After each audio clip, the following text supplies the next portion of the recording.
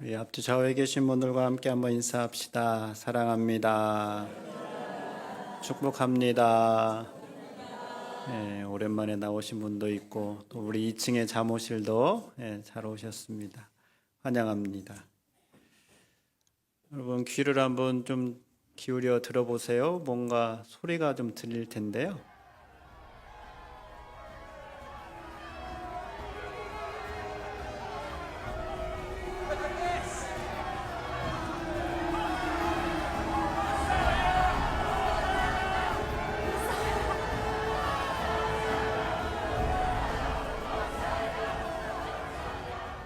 네, 뭐 영어 듣기 평가는 아니니까 뭐라고 이야기 좀 사람들이 외치는 소리가 좀 들렸어요? 예, 군중 노래 외치는 소리긴 한데 잘 들어보신 분들은 아시겠지만 메시아라고 소리가 들리기도 하고 또 끝에 가면 이제 호산나라고 외치는 소리도 있습니다. 예수님께서 예루살렘 성에 입성하시는 모습, 그 모습을 목소리만 담아서 우리가 잠깐 들어보았는데요. 오늘은 예수님께서 예루살렘 성에 입성하심을 기념하는 종려주일입니다. 예수님께서 예루살렘에 입성하시면서 보이셨던 모습을 통하여서 하나님께서 우리에게 원하시는 것, 요구하시는 것이 무엇인지 귀 기울여 들어볼 수 있기를 바랍니다. 예수님께서 예루살렘 성에 입성하시는 모습이 어떠한 모습이었을까 여러 가지로 생각해 볼 수 있지만 사실 예수님께서 예루살렘에 입성하신다고 해서 거창하게 옷을 화려하게 입으시거나 혹은 화려하게 왕복을 입고 입성하신 건 아니시죠. 평소에 있는 모습 그대로 예루살렘 성에 입성을 하셨습니다. 그런데 그 모습을 보시고 사람들은 흥분하면서 외치는 거죠. 별 볼 일 없어 보이는 한 사람이 들어오는 것으로 많은 사람들이 흥분하며 소리치는 것을 보고 이때 예루살렘을 찾은 순례객이 궁금해서 이렇게 묻습니다. 오늘 본문 10절에 보니까 예수께서 예루살렘에 들어가시니 온 성이 소동하여 이르되 이는 누구냐 하거늘. 온 성이 소동하면서 맞이하는 도대체 저 사람이 누구냐라고 이제 질문을 하고 있는 것이죠. 아마 이렇게 질문을 하는 사람은 예수님에 대해서 잘 몰랐던 것 같아요. 우리 입장에서야 어떻게 예수님을 잘 모를 수 있을까 그렇게 의아해할 수 있지만 그때 당시에는 그럴 수 있을 것 같아요. 왜냐하면 오늘날처럼 교통이나 어떤 통신수단이 발달한 그런 상황이 아니잖아요. 요즘이야 전 세계에서 일어나는 일을 우리가 금세 알 수 있지만 그때 당시는 그렇게 발달하지 않았으니까 예수님이 3년 동안 열심히 복음을 전하기 위해서 돌아다니신다고는 했지만 예수님에 대한 이야기를 듣지 못한 사람들도 있었을 것이고 혹은 예수님이 메시아라고 하는데 무슨 소리야 무슨 예수님이 메시아야 라고 하면서 무시했던 사람들은 예수님에 대해서 잘 알 수 없었다라고 이야기할 수 있죠. 다만 이때 당시에 성인 남자들은 구약 율법에 따라서 1년에 한 번은 예루살렘을 방문을 해야 되는데 그때 예루살렘에 왔던 사람들 가운데 예수님을 잘 모르는 사람이 도대체 이 사람이 누구냐라고 하면서 질문을 하고 있는 것이죠. 그러면 누군가 여러분들께 예수님이 누구십니까? 라고 질문을 하면 여러분들은 어떻게 대답을 하시겠습니까? 이 사람이 누구냐라고 질문을 하자 그 질문을 받은 사람이 오늘 11절에서 이렇게 대답을 해주고 있습니다. 무리가 이르되 갈릴리 나사렛에서 나온 선지자 예수라 하니라. 자, 지명을 분명하게 언급하며 갈릴리 나사렛에서 나온, 그다음 예수님이 누구라는 거예요? 선지자다라고 말씀하고 있습니다. 그러면 선지자는 어떠한 사람입니까? 선지자는 하나님께로부터 보냄을 받은 사람, 바로 이게 선지자라는 뜻이죠. 선지자라고 대답하는 이 사람의 말을 통하여서 예수님을 맞이하며 환호하는 사람들의 생각을 우리가 읽을 수 있죠.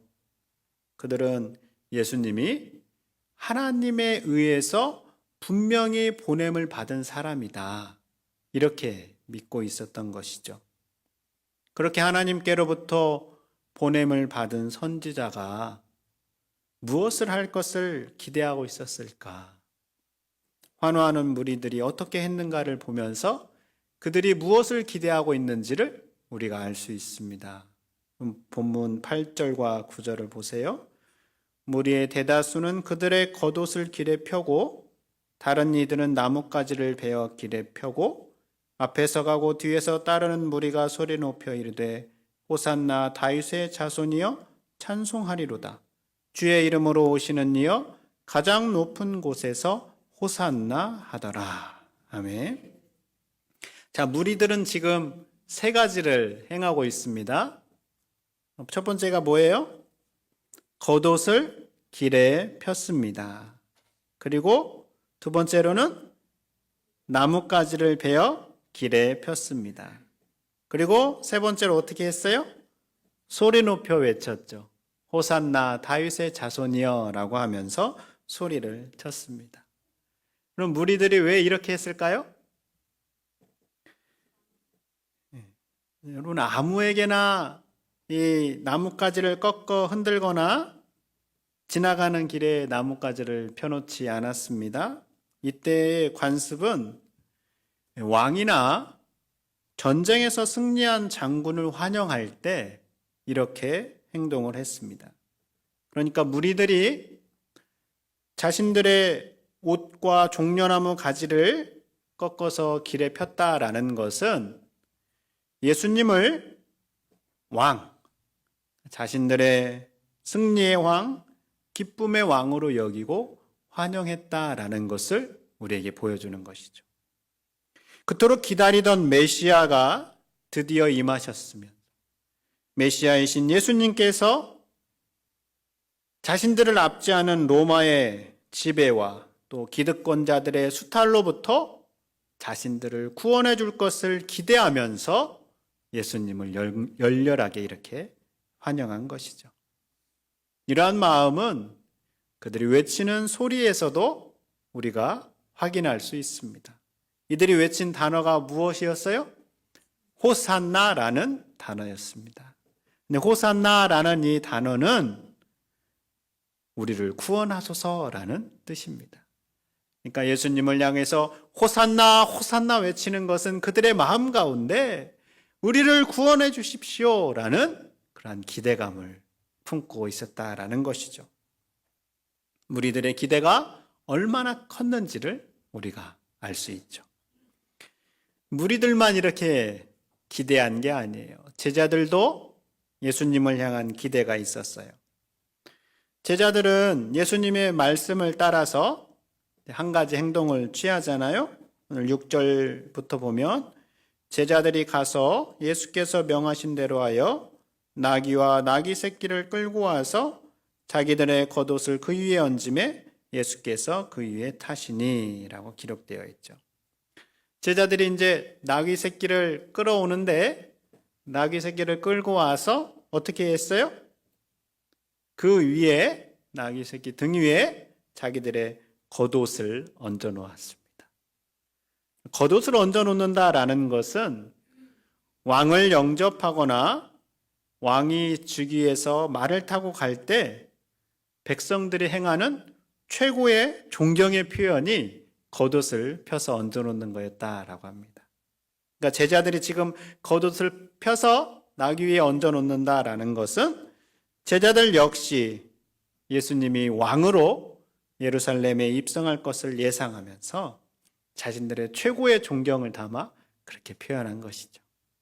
이처럼 제자들과 무리들은 자신들의 마음을 다하여서 최고의 존경과 환영의 표시로 겉옷을 펴고 나뭇가지도 흔들면서 예수님을 맞이하고 있습니다.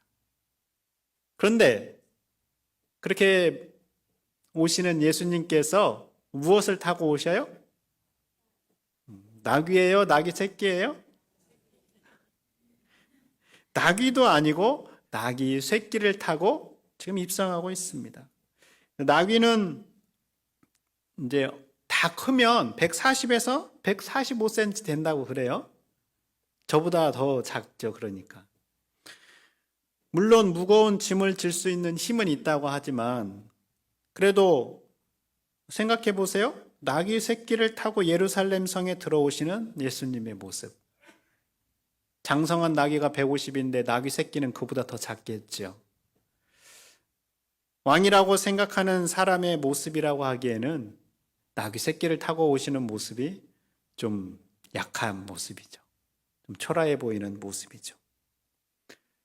하다못해 왕으로 생각한다면 예수님이 윤기가 줄 흐르는 말이라도 타고 온다면 좀 더 달라 보였겠죠. 그런데 예수님은 나귀도 아닌 나귀 새끼를 타시고 예루살렘 성에 입성하고 계십니다. 어째서 나귀 새끼를 타고 입성하셨을까요? 이에 대해서 마태는 성경을 응하게 하려고 나귀 새끼를 타고 오셨다라고 말씀하고 있습니다. 이 말씀은 이미 구약 성경 스가랴에 예언되었던 내용이었죠. 스가랴 9장 9절에 보면 이렇게 기록해 놓고 있어요. 시온에 따라 크게 기뻐할지어다. 예루살렘에 따라 즐거이 부를지어다. 보라, 내 왕이 내게 임하시나니. 같이 읽게요. 그는 공의로우시며 구원을 베푸시며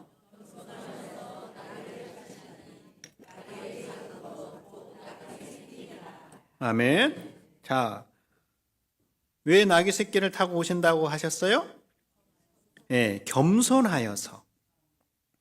겸손하셔서 나귀의 작은 것 곧 나귀 새끼를 타고 오신다라고 예언하고 있죠. 그리고 그 예언의 말씀대로 예수님께서 나귀 새끼를 타고 예루살렘에 들어오셨습니다.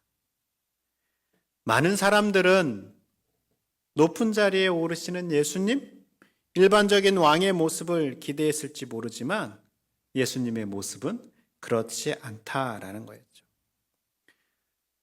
우리는 나귀 새끼를 타고 예루살렘에 입성하시는 예수님의 모습을 통하여서 하나님께서 우리에게 말씀하시는 것이 무엇인가를 듣게 됩니다.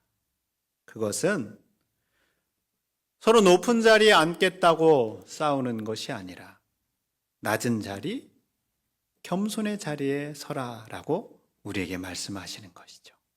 하나님께서 우리에게 원하시는 것은 바로 겸손이라는 겁니다. 겸손은 나 자신은 낮추고 상대방은 높여주는 것. 바로 이것이 겸손입니다. 나귀 새끼를 타고 오시는 예수님의 모습을 통하여서 겸손의 모습을 발견하는데 그러고 보니까 예수님은 그 삶 자체가 겸손이었다라는 걸 우리가 또 보게 됩니다. 예수님께서 높은 보좌를 버리시고 이 땅에 오실 때 어디에서 태어나셨어요? 마구간 말구유에서 태어나셨습니다. 말구유에서 태어나셨다라는 것은 인류를 구원하러 오신 예수님께서 얼마나 겸손한 모습으로 오셨는가를 우리에게 보여주는 것이죠.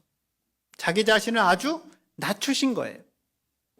그렇게 오신 예수님이 보여주신 삶 자체도 겸손의 모습이었습니다.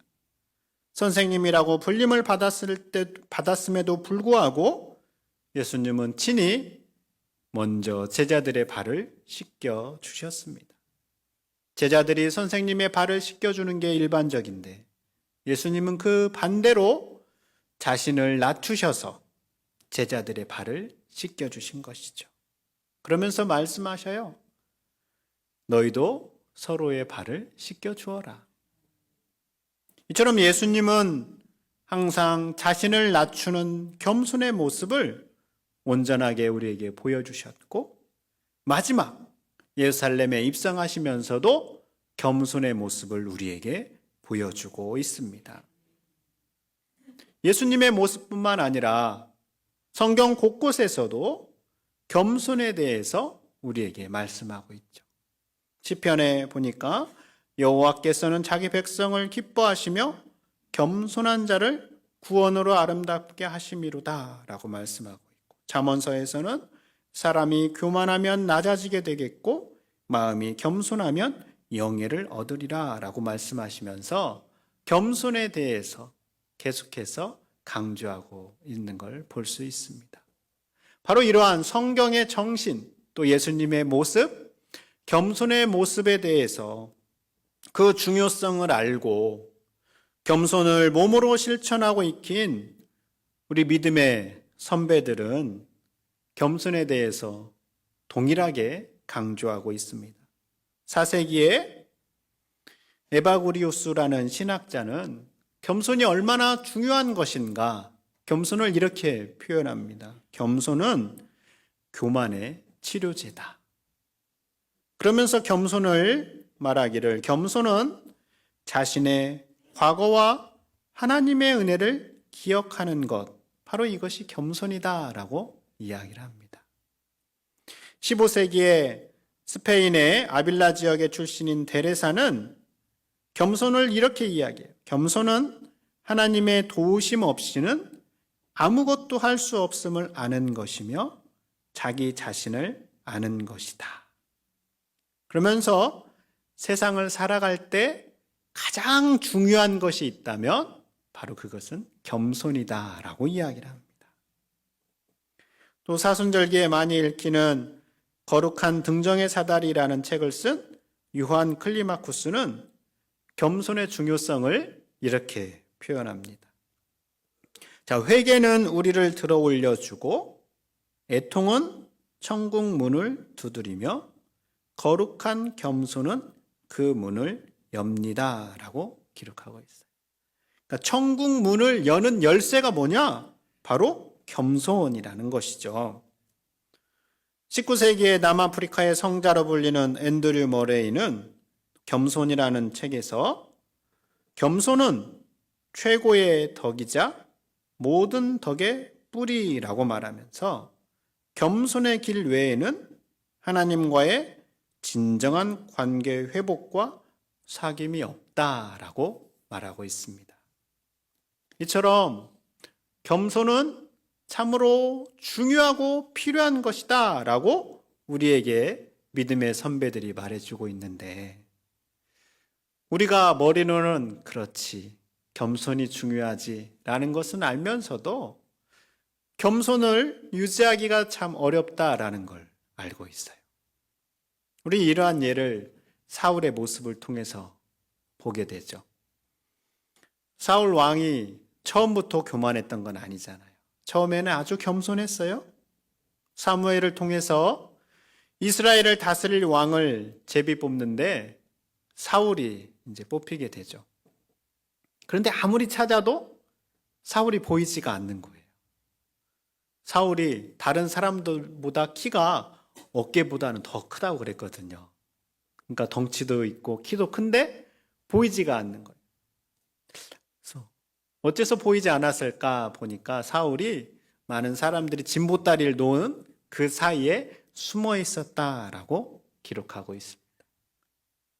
거기에 숨은 사울을 데려다가 사무엘이 많은 사람들 앞에서 하나님께서 택하신 왕이다라고 공포를 하죠.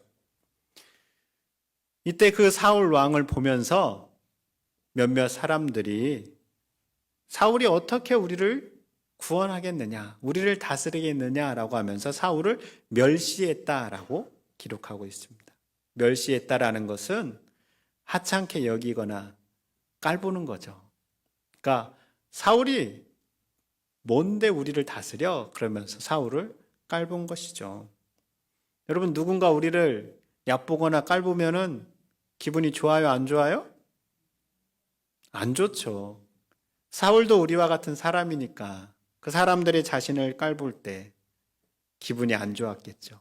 그런데 성경은 그때 장면에 대해서 사울이 아무 말도 안 했다라고 잠잠했다라고 이야기를 합니다. 어떻게 그럴 수 있었어요? 사울이 자기 자신을 낮추는 마음이 있었기 때문에 그렇습니다. 겸손한 마음이 있었기 때문에 아무 말도 하지 않았고 보따리 사이에 숨어 있었던 것이죠. 그런데 그랬던 사울이 왕이 되면서 그 마음이 변하게 되죠. 자신을 높이게 된 거예요. 겸손을 잃어버리게 되었죠. 그 결과 어떻게 됐어요? 하나님께로부터 버림을 받게 되었습니다. 이처럼 겸손을 유지한다라는 것은 참 쉽지 않아요. 그럼에도 불구하고 오늘 우리는 다시 한번 예수님의 모습을 통하여서 우리가 겸손해야 되겠다라는 말씀을 듣게 됩니다. 우리가 어떻게 겸손을 유지할 수 있을까요? 하다못해 어떻게 겸손을 흉내라도 낼 수 있을까요? 겸손이라는 단어가 가지고 있는 뜻을 통하여서 우리가 유추해 볼 수 있습니다. 오늘 본문에 겸손이라고 기록된 단어는 온유함, 유순함, 부드러움 이러한 뜻을 가지고 있습니다. 그런데 또 다른 의미로 겸손이라는 단어는 무릎을 굽히다라는 뜻도 가지고 있습니다. 여러분, 우리가 무릎을 굽히게 되면 어디와 가까워지게 될까요? 땅과 가까워지게 됩니다. 그래서인지 이 겸손이라는 단어를 번역한 영어 단어의 그 어원을 찾아가면 라틴어의 흙 혹은 땅과 관련되어 있는 것을 볼 수 있습니다. 그래서 우리는 겸손을 땅에 가까운 상태 이렇게 표현할 수 있어요. 우리의 마음은 자꾸만 높이 올라가려고 하지만 겸손은 그와 반대로 우리가 자꾸 땅과 가까워지는 거라는 거예요. 그럼 우리가 어떻게 땅과 가까워질 수 있을까요? 평소 두 발을 디디고 살아가는 우리가 어떻게 하면 땅과 가까이 있을 수 있을까? 우리의 허리를 숙이면 됩니다. 우리가 허리를 숙이면 땅과 가까이 있게 되는 것이죠. 그러므로 여러분, 겸손하기를 원하십니까? 그렇다면 여러분의 허리를 숙이시기 바랍니다. 우리가 허리를 숙여야 하는데 누구에게 허리를 숙여야 할까? 먼저는 하나님을 향해서 허리를 숙여야 합니다. 하나님 앞에 우리의 고개를 빳빳하게 들고 있으면 안 되는 것이죠. 이전 교회에서 어떤 할머니께서 전도를 하러 갔는데 이렇게 이야기를 하는 걸 들었어요. 내가 예수를 믿어? 차라리 내 주먹을 믿고 말겠다. 이렇게 큰 소리를 치시더라고요. 하나님 앞에서 허리를 숙이는 자세가 아닌 것이죠. 우리가 하나님 앞에 어떻게 큰 소리를 칠 수 있겠습니까? 하나님 앞에 우리가 우리의 허리를 계속해서 숙여야 하는 것이죠. 예배 드릴 때에도 우리가 보이지 않는 하나님 앞에 허리를 숙이는 마음으로 우리가 예배해야 하는 것이죠. 우리가 허리를 숙여야 할 또 다른 대상은 내 주변 사람들이죠. 여러분 옆에 사람을 한번 보세요. 내가 그 사람에게 내 허리를 숙이는 게 쉬울까요? 어려울까요? 내가 허리를 숙이는 것은, 내가 허리를 숙이기 어려운 것은 그래도 상대방보다 내가 조금 더 낫다라고 생각하기 때문에 그렇어요. 내가 좀 더 훌륭하다라고 생각하기 때문에 내 허리를 숙이는 게 어려운 것이죠. 그러나 익은 벼가 고개를 숙이는 것처럼 우리가 상대방에게 허리를 숙이면 숙일수록 우리의 몸을 따라서 우리의 마음도 그렇게 겸손해지게 됩니다. 옆 사람에게 주변 사람들에게 자꾸 허리를 숙여 보십시오. 그러면 그 모습을 보시고 하나님께서 우리 가운데 겸손한 마음을 주실 겁니다. 마지막으로 우리가 또 허리를 숙여야 될 곳이 있습니다. 그것은 하나님께서 우리에게 주신 이 세계입니다.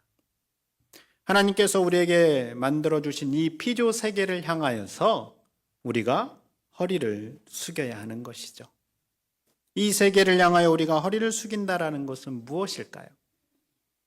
하나님께서는 이 천지 창조를 다 만드신 뒤에 사람들에게 잘 다스리라 라고 말씀하셨죠. 그런데 우리는 이 세계를 아주 무분별하게 정복하면서 개발만 막 해와서 잘 돌보지는 않았어요. 그래서 이미 기후의 위기가 심각한 단계에 이르렀다라는 것을 우리가 알고 있죠. 사회에서는 일회용품 제한에 대해서 많은 규제들을 내놓고 있습니다. 일반 사람들은 기후의 위기를 가지고 자신들의 안전을 위해서 이야기할 수 있지만 우리는 하나님께서 우리에게 주신 이 세계를 잘 다스려야 한다라는 입장에서 반드시 이 세계를 잘 돌봐야 할 의무가 있는 것이죠. 우리가 허리를 굽혀 하나님께서 창조하신 이 세계의 아름다움을 발견하고 그 세계가 아파하는 소리를 듣고 필요한 것이 무엇인지를 잘 파악하는 겁니다. 그리고 내가 할 수 있는 것을 행하는 것이죠. 이렇게 우리가 하나님과 주변 사람과 이 피조 세계에 대해서 우리 허리를 숙일 때 우리는 땅과 가까워지고 겸손을 유지할 수 있게 될 것입니다. 이렇게 허리를 숙이는 사람, 겸손한 사람은 볼 수 있는 게 있어요. 박두순이라는 시인이 꽃을 보려면이라는 시에서 이렇게 노래합니다.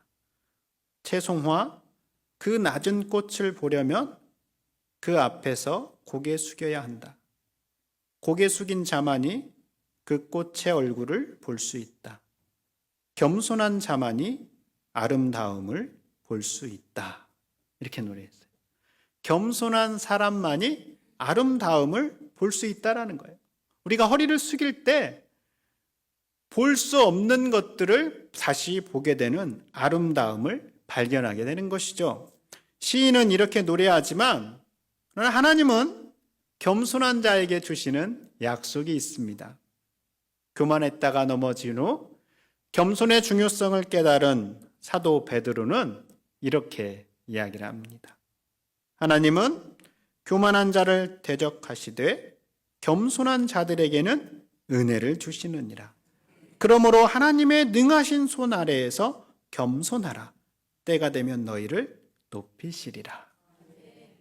하나님께서는 겸손한 사람에게 은혜를 주시겠다라고 약속하고 있습니다. 그렇게 겸손함으로 자신의 삶을 살아가는 사람에게 하나님은 때가 되면 그 사람을 높여주시겠다라고 약속하고 있습니다.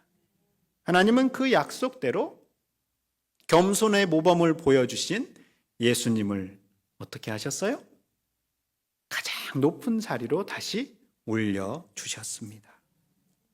성도 여러분, 예수님께서 많은 사람의 환호를 받으며 예루살렘에 입성하심을 기억하는 종려주일입니다. 사람들은 묻습니다. 도대체 이 사람이 누구냐? 사람들의 환호를 받으며 들어오시는 분은 하나님께로부터 보냄을 받은 선지자 예수님입니다. 그러나 그분은 가장 높은 자리로 사람들 위해 군림하시기 위해 오시는 것이 아니라 가장 낮은 자리로 겸손의 모습으로 입성하셨습니다. 그리고 자신을 환영하며 맞이하는 사람들에게 예수님처럼 겸손하라라고 요청하고 있습니다. 그 요청은 오늘 다시 종려주의를 맞는 저와 여러분에게도 동일한 것입니다. 예수님은 오늘 우리들에게도 겸손하라라고 요구하고 계십니다. 그 예수님의 요구 앞에 우리가 허리를 숙이며 겸손하게 예수님의 모습을 따라갈 수 있는 저와 여러분이 될 수 있기를 바랍니다. 하나님, 사순절 기간 동안 예수님을 기억하고 바라볼 수 있게 하셔서 감사합니다. 죽음을 앞두고 예루살렘 성에 들어가는 예수님의 모습을 통하여 오늘 우리에게 겸손의 모습을 보여주셔서 감사합니다. 우리도 예수님처럼 누군가에게 허리를 숙이는 겸손의 사람이 되게 해 주시옵소서.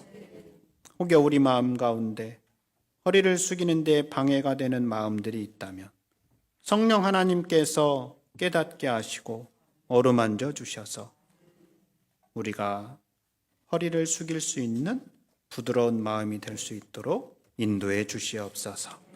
예수님 이름으로 기도드립니다. 아멘.